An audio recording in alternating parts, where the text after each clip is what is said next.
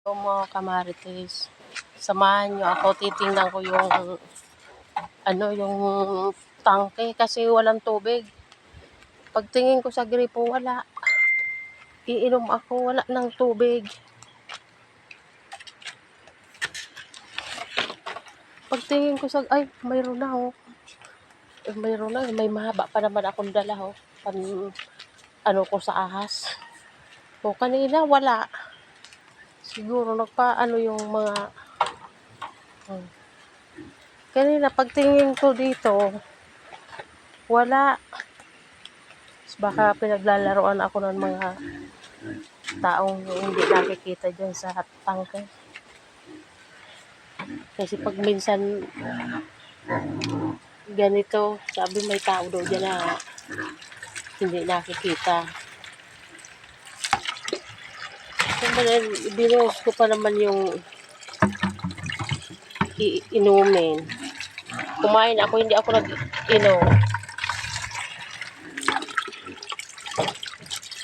So, pupunta sana ako doon sa dulo. Yung pinakatangke nito. Buti naman mayroon na. Ito mga kamarites, ito ang maganda sa probinsya. Sa bundok, hindi binabayaran ang tubig. Up to sawa kang magamit. Kaysa binabayaran, titipid ka pa. Dito sa amin, ayan panlinis sa baboy. Ayan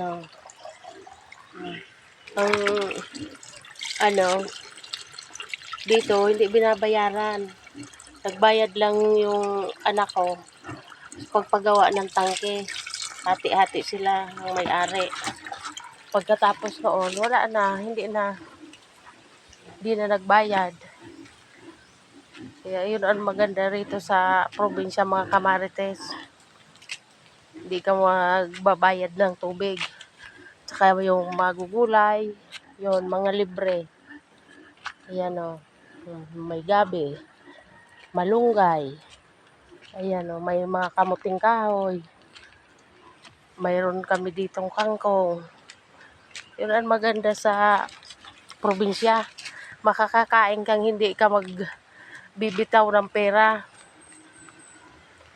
Kaya ito ang maganda dito sa aming lugar. Kaya ang asawa ko ayaw sa magpunta ng Manila. Hindi daw siya mabubuhay dyan sa Manila. Talagang probinsya daw talaga ang gusto niya. Dito linilinisan na dito.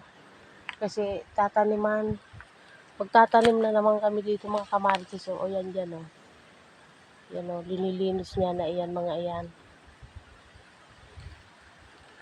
Yan. Yan Yun ang maganda sa probinsya.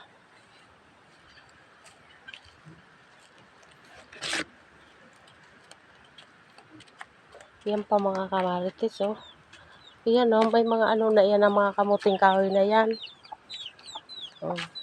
Pwede na iyan na gusigin.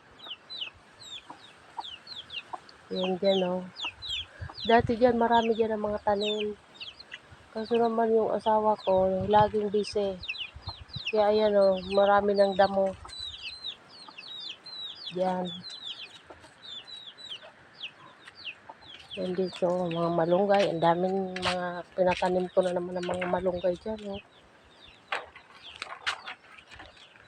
Yan. So yun may sili, mga kamarites ko, konti na lang yung bunga. Dami dati niya na bunga. Ayan, kada kain ko, kukuha dyan. Salamat sa panunood.